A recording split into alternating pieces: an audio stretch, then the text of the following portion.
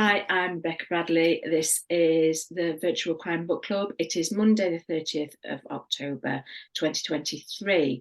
Today we are discussing Little Deaths by Emma Flint. If you are watching this as a recording and not present, then be aware there are spoilers throughout the meeting. So if you're thinking of reading the book, you maybe want to come back to this after you've read it. Saying that, has everybody read the book, or do we need to be concerned about spoilers? No, everybody's okay. I haven't read it, but don't worry about spoilers. I'm expecting to hear spoilers. Okay. I mean, I'm reading it. I haven't finished it yet. How far through are you, Lynn? Well, I unexpectedly had to read another book quickly, so I'm like in between a third and a half. So there's got to be quite a few spoilers. So yeah, not to worry. Yeah. Okay. On that point, then, can people read something if they know what is coming? Do you still find enjoyment? Because I can in the television world. I'll look online and read up all the spoilers and still carry on watching. But what about if you're reading? I mean, for me, I think this is probably the first time I've done it with a kind of crime book, and I enjoy crime books. So yes, I will have to make a decision later on whether to keep reading it. Yeah. Has anybody else done it? Had a book spoiled and continued reading it? Yeah, I've done it. I think I did it for one of the book club books actually a while back. And actually the second time I read it, I can't remember what on earth it was now, but the second time I read it, I actually picked up different things that I'd missed the first time round. So that was good. That's a good point, actually. People do reread books, so they do know what is coming. So yeah, that is a thing, isn't it? Rereads. Vera, you nodded that you have had spoilers and read a book. Did it? Yeah. No, because I enjoyed the mystery, obviously, and trying to figure out who did it and who did what. But if I enjoy the writing and the characters, I don't actually mind knowing who did it at the end. And sometimes it's also nice because then I understand certain things. I pay attention to certain things that I would not otherwise. So yeah, it's okay.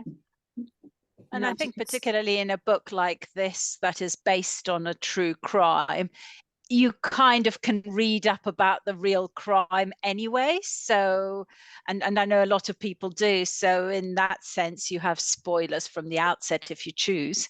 Okay. Yeah, although in the real life, I actually read about the real life crime, but in real life, they never really found out what happened. But here, okay, the writer, she gives us a solution, or she gives us some closure. So yeah. Okay, do we want to discuss that now we've brought it up, or wait until we get to the end of the book? We'll wait till we get to the end of the book to talk about the real, the fact that this was based on a true crime. And I'll ask who did look it up as they were reading it or afterwards. Okay, what I did do now, can you still see me? Yes. Yes, because I've just gone onto my browser window to read Emma Flint's About page about writing Little Deaths, because this is the theme for the book club this month was books based on true events. And Emma's About page says that since childhood, she's been drawn to true crime stories, developing an encyclopedic. I've had a terrible, this might crash. I've had my laptop 8.5 years. Let me see if I can close some browser windows. And it's starting to want me to close things. You are a bit delayed. Yeah, I'm closing windows as fast as I can. No, I'm not forcing quit to Zoom, or I might have to force quit Google Chrome. I can't read out what I wanted to read out, sorry. Is that going to, no, that'll leave Zoom open, hopefully. If Zoom closes, I will reopen it. So please don't leave me. I think Zoom is, it says force quit Chrome and leave Zoom. Yeah, you're still there. Okay. It's about, I need 8.5 years old. Sorry about that, my laptop. Yeah, anyway, Emma.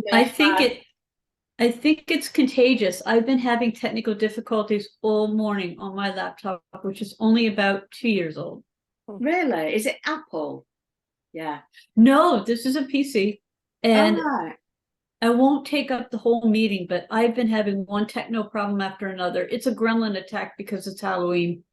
Oh, right. Mine's only, yeah, it's only been a couple of days. You could be right.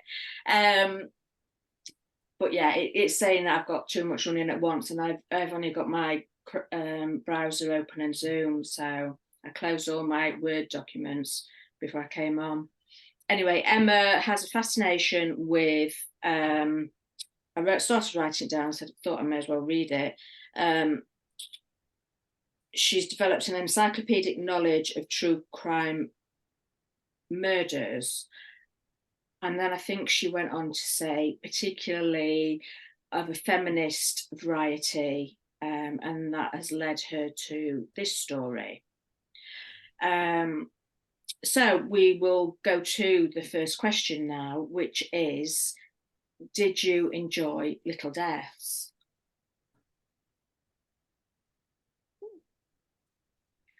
And I think with this one, actually,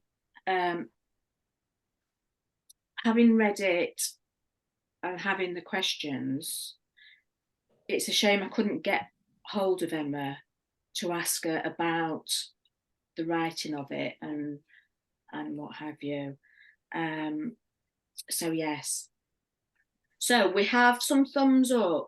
Did anybody not get on with it? No, so it's a pretty, okay. So who wants to start us off and say why they enjoyed the book? It was a grim subject matter. We're talking about the deaths of 2 children, but put them to the side because they were just they were the starting blocks for the story of Ruth, I would suggest. Rebecca's not, you don't look so sure that I'm correct in that. Tell me what you think. Anybody? I really like this book because it made me angry. And actually, you know, anyone who reads this book should be angry, I think, at the way that, again, I agree with you, Rebecca, you know, that the tragedy of the deaths is in a sense the mechanism that Emma Flint uses to examine how Ruth is treated, you know, and like all outsiders, you know, like all people who are different, who don't conform, she is treated with enormous suspicion by the police force and exploited by the press. And you know, I think anyone who reads this book should get quite angry at the way that she has been treated. Can I just say, when I said that, though, I was talking about the story, not the real life children. So yeah, I was talking about the fictional world. But yes, I agree, Clark, that there was it was like a cyclone around Ruth, and not a particularly pleasant one. Terrible, treated dreadfully, I think. And actually, it got me thinking about, prejudice and the way the police investigate things, and also about, how she's exploited by the press. And Emma Flint made some interesting decisions, because actually the book is very close to the narrative of real life, and even to some of the dialogue is lifted from the trial, for example. And so Emma Flint has made some interesting decisions, and she's added the kind of reveal at the end, and she's also added the press and Peter Grant, I think his name is, the journalist. So she's made some quite interesting. She's made some quite interesting decisions about how she's constructed the book. Yeah. Yeah. What are the thoughts of anybody else? I mean, we've had quite a dramatic reaction from one of the men in the group about how a woman was, treated in the 60s back then. How do any of the women, sorry, I don't want to miss you out, Craig, but I'm just wondering, from an opposite point of view, what do one of the women think about it? Well, actually, it struck me that I don't think that much has changed since then. Because this is exactly this trial by press, media. Now it's probably also going to be social media, or, oh, she wasn't a good mother. Oh, she wanted to go out and enjoy herself. I mean, we've seen that in so many cases. So this is what sort of struck me, that it is almost a timeless story in a way. I totally agree. It got me thinking about, had very much changed since then. Why was it set 60 years ago? Okay, well, she had an interest in the crime, but she chose to set it in the past. What does that say about today? And well, there are, all right, I think we have moved on, but there are still plenty of examples of this kind of thing happening. Yeah, I totally agree. Craig, did you actually want to speak up? Yeah, no, I completely agree with Clark. I enjoyed it. It made me angry, and I was just sort of reading it open-mouthed at, as what I thought was how poor the police were in looking at this crime, and just being so prejudiced against this lady, and they were just convinced. I love the writing. I was absolutely convinced the author was American, because the way she wrote it, it really, I was reading it thinking, I am in New York, Yes.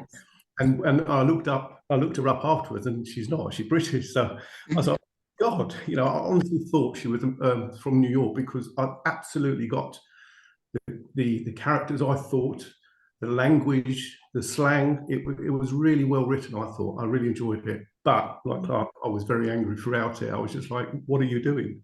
Can't you see, look past this person? I agree with you about the sense of place as well, particularly because I was listening to the audiobook as usual, and the narrators had added the extra intonation on, so that really placed you.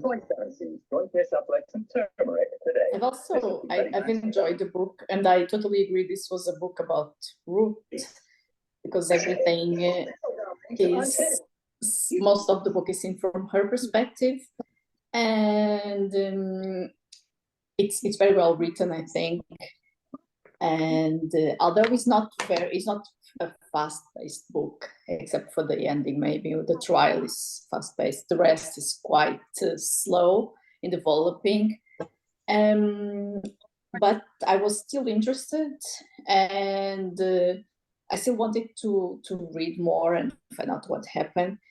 And it's true that because she was young, she was pretty, she had different lovers, she went out, she had fun, then she was obviously guilty. So people, even women were the worst, I guess, because at the trial, most women were there. And they were like, yeah, she doesn't conform to the norm, so she's obviously guilty. That is she had exactly love affairs. That is exactly what I was going to say.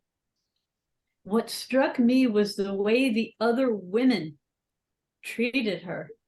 There was not much sense of solidarity. Saturday at 8:25 on ITV1 and ITVN. Yeah, I think that there was also lots of jealousy, probably, because some of these women, they're like housewives, and they were living their little lives, and they see this pretty lady living next door and having the attention of other men and this type of thing. So there's also some kind of jealousy there. And yeah, I don't think she ever had the chance, because she was already tried and she was found guilty even before she entered the courtroom. So yeah. What about your own opinions of Ruth? Did you have an initial opinion? Did it or did it evolve as the story progressed? Do you mean of Ruth's guilt or of her personality? Her lifestyle? Personality. I thought she was did either impact your decision on her guilt?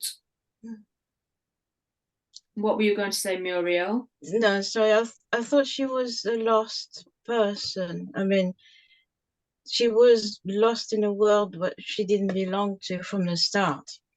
I thought she really tried to hide her feelings a lot from the always with her lipstick and hiding everything, and when it went wrong she would just go back and redo her makeup or things like that. It's just she was hiding a lot because she felt she wasn't in the right world for her. And she wouldn't somehow take anybody's if anybody had some kind of sympathy for her, she wouldn't take it. She brushed it off. I mean, she didn't look like she understood what was going on around her. I thought it was very interesting how you got the two viewpoints of one situation, where there was the crowd saying, oh, she's gone out to buy a new dress the day after her daughter's been found. And then you saw Ruth's viewpoint saying, I've got to go and see my dead daughter. I can't go in any of these dresses. They don't feel right. I've got to have something different. I haven't got a black dress. And completely she used as going shopping. Yeah, but she then, was completely. when you see it from her perspective, it's completely emotional and distraught. Yeah, and we're all guilty of that. Of actually only seeing what we see. Yeah, as the society around her was only looking for what they wanted to see. And if she were, again, it's the same for everyone who's a bit different from the rest of society. That's what happens. If you don't conform, that's it. You're guilty of something. In her case, it was the murder of her children. But you know what's interesting is that, so I read it when the book first came out, and when I was looking at reviews of it on Goodreads and so on, there were, I mean, quite a lot of people were very enthusiastic about the book and so on, but there were a significant number of people who struggled to empathize with Ruth, and who said, oh no, she's too detached, she's too cold, she doesn't help herself, blah, blah, blah. So it was almost like she was being tried all over again. Wow. That was my feeling. Yeah. So, which is why I'm making that point that, have we really moved on that much? She was not relatable, which is, that thing that everything has to be relatable now in books, And also Ruth's situation, single mother with children, very young children, reminded me of one of my friends who was telling me that her mother in the 60s was a single mother. And when they came to live in the village, not long afterwards, there was a queue of men waiting outside thinking she was a prostitute just because she was a single mother living on her own like that. And I felt that that was exactly what Ruth was going through. This completely misunderstood by everyone around her. But as far as the reviewers, did they not read the chapters from her viewpoint where she said about going to get the dress or putting on the lipstick or the reasons for her actions? It's like they've missed half of the book. Yeah, completely. Yeah. Yeah, they said that, oh, they can't feel the grief or something. I don't know. It's almost like they wanted something more performative. Mm.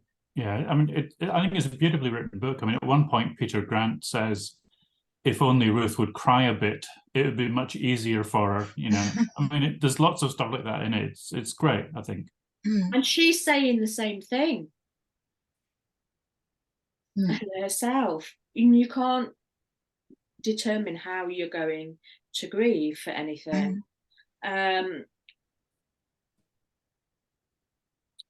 Do you the question I've got is, how was she viewed, and does this still happen? Do you think it still happens today? Do we judge people? If you remember, is it the glass house situation? I mean, for the British audience, they might remember I think it was Christopher Jeffries from Bristol, that one of his tenants was murdered. I mean, just because he was different, just wasn't conforming. I mean, he looked different. Press in no time, and the police were just as awful. They kept him for 4 days. Yeah, it reminded me of that case as well. I couldn't remember his name, but yeah, I thought of that one as well, Greg. Yeah. And you know, so we haven't changed. No, we haven't. It was just by his looks, and that was it. And they took pictures of him on purpose. The press leading the public into believing he was a weirdo. That was it, and that's no other opinion. And the media as well. What part did you think the media played in Ruth's story?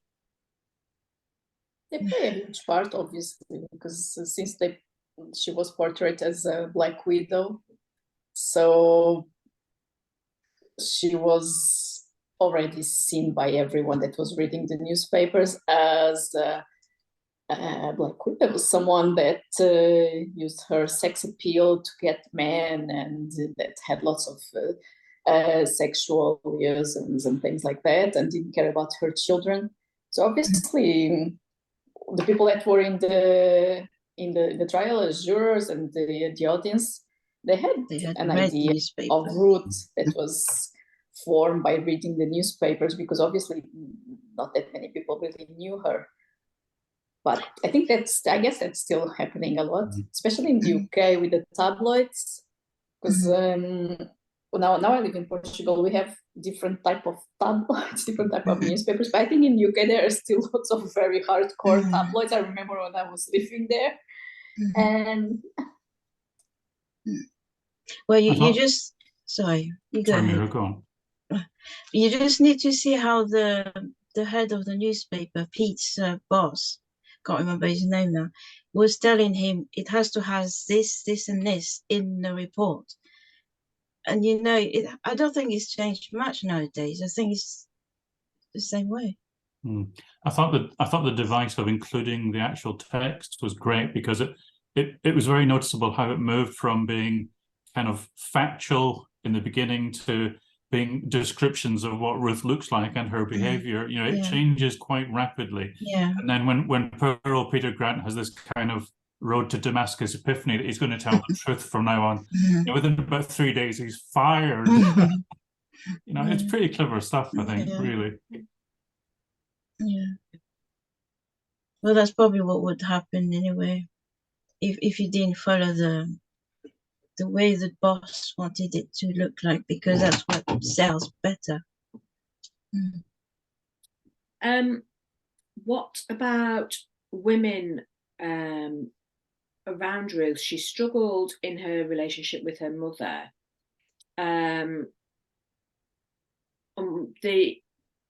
What did you think about the relationships she had around her, the women in the neighborhood that she was in? It was Queens?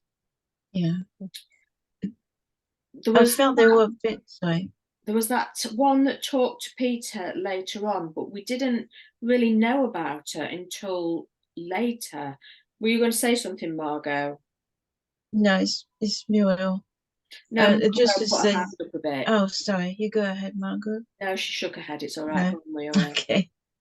Just to say, I felt they were a bit stereotyped, the women, mostly the ones in the neighborhood. Into what kind of way? It was more of a caricature of women. I mean, maybe it's the look of the 60s, I don't know, but they all had this, to me, it sounded a bit like the stereotype of a 60s mother with children, doesn't want them, but has to have them, and stuck at home, all these things. I don't know. I would have said that at the very early on in the book, we see Ruth take the kids to the park and she falls asleep. And when she wakes up, her neighbors, who she doesn't really have much to do with, Ruth is not the sort of person who's got to socialize with these housewife mothers. But these people, they had no antagonism to her and just said, well, we've been keeping an eye on the kids for you. Yeah. It was like the press manufactured the antagonism. And there was that one really grumpy neighbor, and it was her they got to say all this sort of damning things. And it sort of spiraled from there, rather than the majority of just the normal neighbors just happily watching to see what happened. And I think that maybe does reflect life a lot more, in that we tend to get the extremes pushed at us through media, but the central ground is ignored by the press and, as you say, social media these days. Yeah.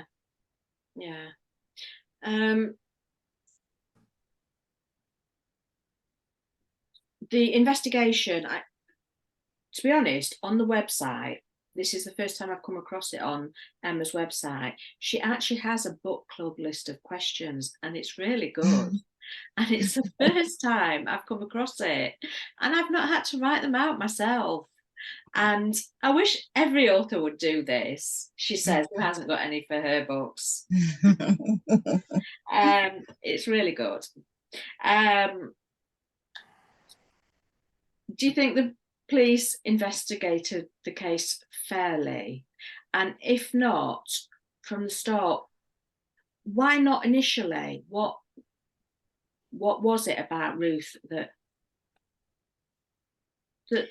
because she can't be the first woman they've come across that separated from her husband.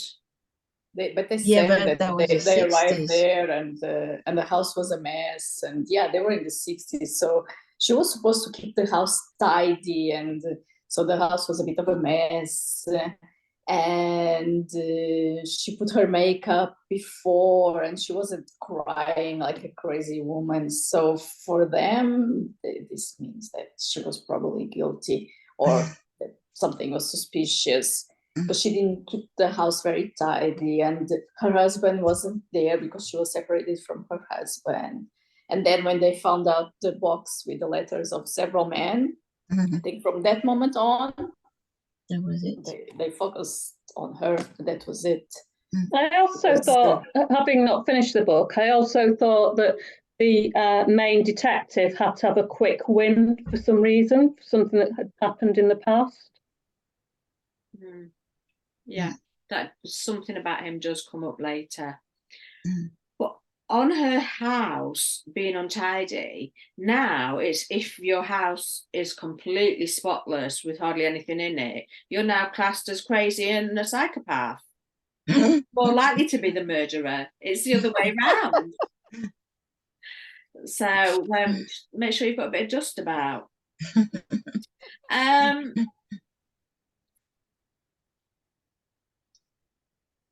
Now, it's at this point I've got, did anybody look up the real case? Because the police followed her for 3 years to get this conviction. 3 years. Yeah. But what made me very angry was the way they were interfering in her life. As in, she'd meet someone and they'd scupper it, they'd go in, they'd talk to her. She went for jobs. They walked in afterwards and said, "Do you know who that is?" And they completely tried to control her and ruin her life just looking for something. I mean, it was awful beyond belief. Mm. And the problem was that they did not consider any other suspect, right? They didn't really investigate, because from the moment they went into her place, they thought that she was guilty, or at least she had she was involved in their death. So they didn't really investigate. So they were always trying to find proof that she did something. And they didn't really investigate anything. They didn't consider any suspects. So in real life, nobody really knows what happened. Yeah, I think, wasn't it in real life, it was like, it wasn't a straightforward, I mean, albeit after 3 years that they brought the case, but it was like she was convicted of manslaughter, but it was unclear for the other child, and then they overturned it, and then it was appealed, and then she was convicted again. It was so messy. You're thinking, how on earth is that possible? Yeah, one of the things that struck me, apart from the behavior of the people directly involved, was how the legal system and the police system just, enabled Devlin's behavior. How on earth did he get? I mean, how much did all the overtime cost for a start? I mean, how on earth did he get away with this? I think they were more free with overtime then. They're more free with it than they are now. Well, he was overheard saying that he would work for free because his boss did tell him off too much overtime. Yeah. I think we will get confused if we discuss the real case while we're still discussing the fiction. So we will carry on with the fiction and do the real case at the end. Right. The bit that interested me was the obsession. The novel explores in many forms, from parental to romantic. Can't you tell I've not written this? To obsessive. How far do you feel the characters and their actions were affected by love?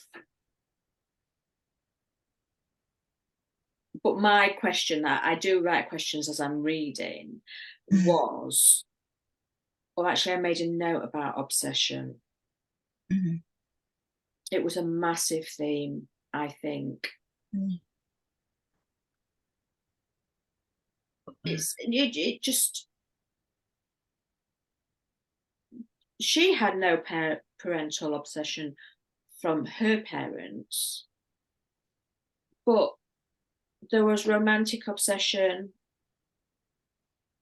Well, it wasn't even love, it was just obsession from every direction, from the police to her ex. Vera's going, she's gone.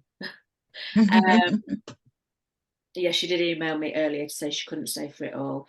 And then to Peter, who initially started as an investigative journalist and then just completely lost the plot. That came out of left field for me. Yes. I agree. Yeah. I didn't understand what that was founded on, or what the trigger was, or why all of a sudden it felt like it went from 0 to 180. That was the only part of the book that I questioned. Yes. Well, seems to be he saw her in a different light in one moment on the window, at the window, and had that sudden, I mean, yeah. To be prepared to lose his job, to pay out all that money 60 years ago, to like perjure people at court, that is obsession. But it was like a whirlwind of obsession around her. There was a husband as well, wasn't there? That's why the children got it, because he was obsessed with her, didn't want her to leave him. Yeah. And she was thinking more of the children than him. And that was it.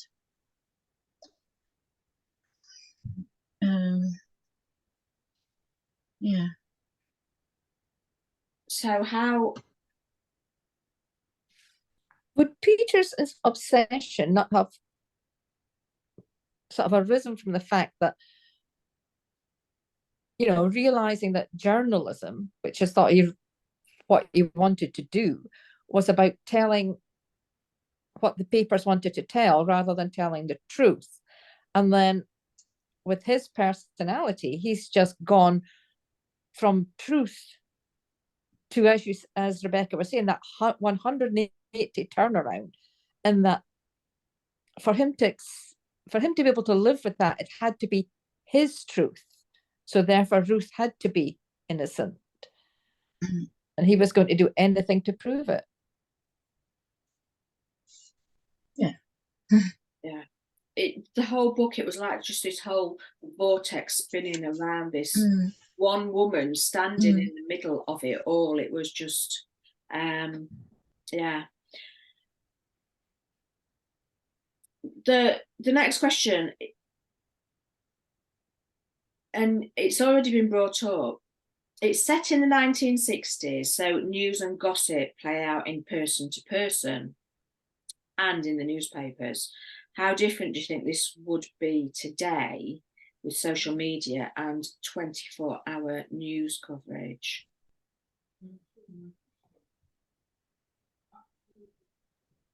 I mean, we've already talked a bit about this and how it would probably be, you know, even more extreme, everybody giving their opinion. But on the other hand, I think that what happens when there is this 24/7 coverage in social media is that then it dies away because people have moved on to the next thing. While here it's like they had nothing else. This was the big case of the day, you know, and so they will just obsessively, again, obsession, you know, talk about it and gossip about it. And, you know, it's what the neighbors talk about. It's what the whole city talks about. So I tell you what, it reminds me of with the obsession and it being online and social media and 24-hour news was the lady who took a dog for a walk in the UK, and the police thought she had gone into the river, and social media said, no, somebody's taken her. And I'm sorry to the lady's family, I can't remember her name. But that was horrific for her family. So if it's played out now, it's played out not just in like New York where that was set, but it's played out on a global. And they go into far more details about the person's life, which is even worse, because at least in Ruth's case, it was stopping at the newspapers. You know, it wasn't people making a comment and another person adding another one, and things start being made up on the spot and then believed and spread out. Whereas this was mostly the newspapers doing. And person to person around her, so her local Queens area would know who she was. Craig, are you trying to say something?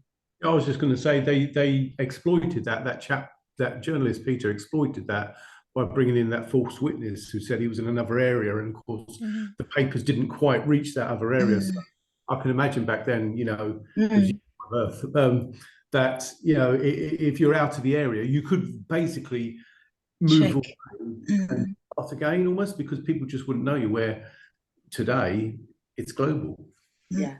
Do you think you could get away with it if you yourself didn't have an online persona?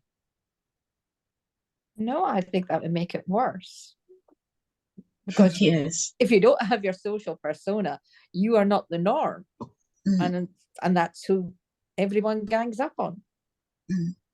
But you don't see it, you don't know anything about it, you can just carry on living your life and don't care less what the world is. There will always be somebody who's willing to tell you. And it doesn't have to be on their social media. Yes, they probably would write letters, paint stuff on the wall, anything like that, just to get that person. The only positive I could see, though, in modern times is that Ruth might have had advocates, whereas everybody was against her in the 60s. But with the advent of social media, there might have been women or men, I don't want to discriminate, out there that were like, no, just because she's different, living in an alternate lifestyle, just because she wasn't the quote unquote ideal mom, doesn't mean that she is this horrible person. So there might have been the other side of it. Whereas in this, you know, day and time, there was only, you know, the newspapers and what they said went. That's a really good point, actually, that, because with social media, as well as all the bad stuff on there that we seem to just focus on, there are those on there that are trying to do good, and it will pick out people that they want to help. So yeah. Well, they probably will become victims themselves as well. There are champions on there. There are. I've seen them doing it. So yeah.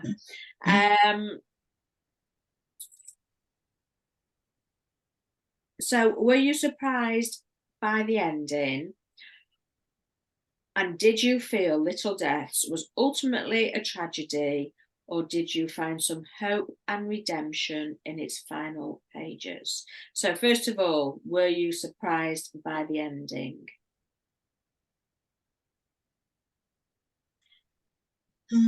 What was the ending? I don't know. I haven't read the whole book. Oh, really? I knew that because I jumped pages, but I didn't read the whole thing. She went to prison, and then after spending so long thinking about it in all that time in prison, she realised because they'd been fed, the only person who could have killed them was somebody else who cared for them. Yeah. I thought it was really interesting that Emma Flint decided to present, you know, the person who did it, and that it was, you know, and I think it's fairly clear through the book where her sympathies lie, and then by trotting out the husband and saying yes, it, you know, and confirming it was not Ruth, you know, she's kind of reinforcing that as well. So it's quite an interesting, you know, quite an interesting device that she's used there, I think. I think he was under suspicion, because remember when she described the men leaving the building at the beginning, when Ruth was escorted to the police car, she said that Frank looked scared, and I just thought, why would he look scared?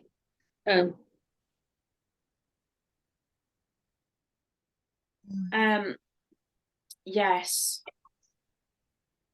Sorry, I was just waving goodbye. Margot was sending a chat as well there, Lynn, as well. So I only caught half of yours. But I heard you say, why would he was leaving the building, and why would he look scared? Yeah. So, I mean, I thought he was a possibility in the book. Yeah. Oh, one of the things that I don't get with an audio book is like any forward or afterward that the author may do that you get with a paperback or ebook. Did Emma say anything about the real case that it was based on, or how she'd chosen to write it, the book? Well, not last one.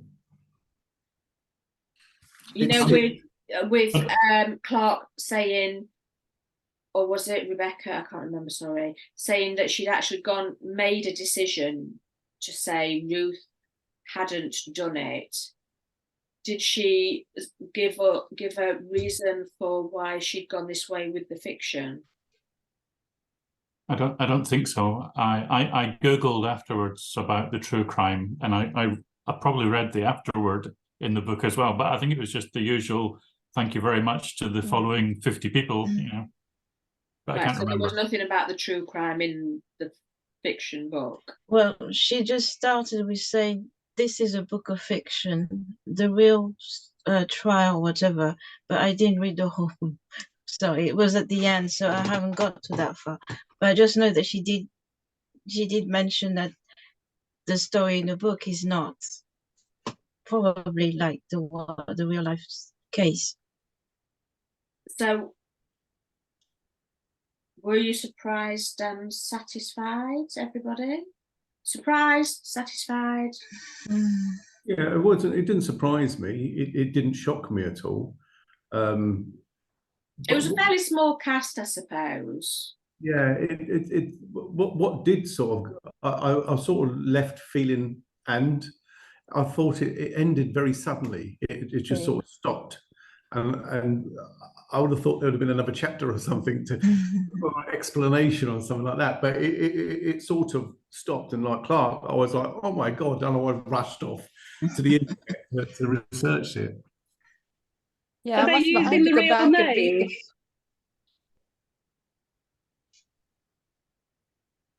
What was that?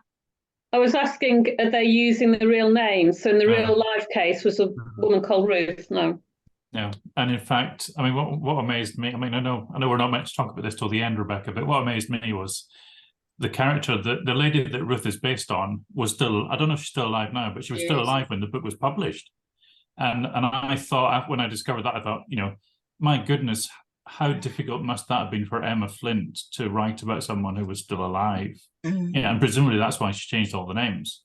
There have been about 10 books about this. 10. I only looked the case up today on Wikipedia, and there are, you know, they do a list of these so many fiction about this case, and there were a list of about 10. Little Deaths was on it, but yeah, there's about 10. I think there's quite a famous non-fiction book about this case, but I can't remember what the name of it was or who wrote it.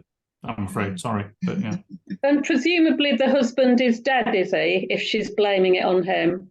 No, he admitted it in. She asked him to come visit her in prison, and said it was you that did it, and then we got the monologue saying why he did it, and it was for love, because she was sleeping around, and he wanted her to love him. So I meant in real life. I'm skipping a bit ahead. The husband in real life is dead, presumably. Yeah, I think I read that he was. I think she was in her 80s when the book was written. Ruth, the lady that Ruth's based on. Yes, I just looked about an hour before we started, and she's still in her 80s. So ultimately a tragedy or hope and redemption? It's a tragedy. Definitely a tragedy. Yeah. I mean, some children are dead. The woman has been slated. Public opinion was terrible. That's a tragedy. And it's a tragedy that we can still see this kind of thing happening today as well. Yeah.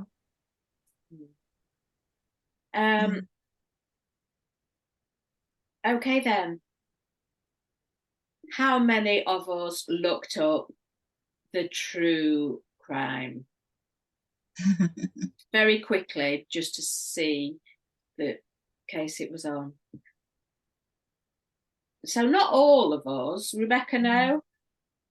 I didn't. I meant to, and life took its course, so I just haven't. But with the discussion tonight, I definitely think I'll go down the rabbit hole and learn more. Janet, no? No, I didn't either. No. Sorry, I didn't either, but I did intend to. I just hadn't got around to it. Yeah, she's called Alice in real life. There are a couple of references to some books at the end of Little Deaths, that Emma Flint refers to about the case as well. Yeah. And as Marina said earlier, I can't remember what I was going to say. Oh, but the police did follow her for 3 years before making the arrest. Oh, yes, it was a real mess. The prosecution, they charged her and convicted her for one of the murders. Then it got overturned, so they did her for the other one. Then that got overturned, so then they did her again for the opposite. But she's the first time it was manslaughter, so when they tried her again, it was for murder. So she got convicted about 3 times, didn't she? It was a real mess, and now she's out again. So time she about 20 years or something inside eventually, and was released, and hence that's why she's living her life now, I suppose. But well, you're right. I think. No, finish what you're saying, Craig. I was just going to say, I think she was charged and found guilty of manslaughter of the girl, but murder of the boy, and I couldn't quite work that one out myself. I mean, why would both be dead, but you didn't do both? Was it not some either forensic or legal thing that they couldn't put a charge of murder on the second one, on the boy, rather than, it was a technicality? Possibly, yeah. Well, my question is, what from the book, what evidence did they have to lock her up anyway? Did they need any in those days? Evelyn didn't need anything. But it still took 3 years to bring it to trial. Yeah. They followed her for 3 years. They were that obsessed with her. Yeah, so, I mean, personally, I'm glad I thought of this theme, based on a true crime for the book club, because I've actually found it interesting. I think it has allowed a lot of questions because it's based in things that we know happen. So yeah, I've really enjoyed this one. Does anybody else have anything else they want to say about the book before I stop the recording? Oh, just one thing, because you were saying, Craig, I think about the sense of place and time and so on. You know, what's really interesting is that Emma Flint never went there. She's never been to Queen's, or at least not when she wrote the book. So it was all done through YouTube and Google and all that kind of thing. She did all her research and reading documents. So I thought it was amazing that she managed to capture that detail so well. I so agree. I grew up in New Jersey in a very similar, a different decade, but in a very similar neighborhood. And it brought me back there like instantaneous. I just, knowing that she had never visited, knowing that she's a Brit, I find it extraordinary. It was really well done. Yes, the sense of place was very good, but it was the sense of the heat that summer as well, just really came across. You could feel how hot it was in the pavements, and I thought it was done very well. Yeah, it's a very nice looking book as well. Yes. So it's a genuine thumbs up this month for Little Deaths. Very good. Thank you very much. Shall I stop the recording? Does anybody else have anything else they want to say? Oh, I've got to find the button again. Stop recording.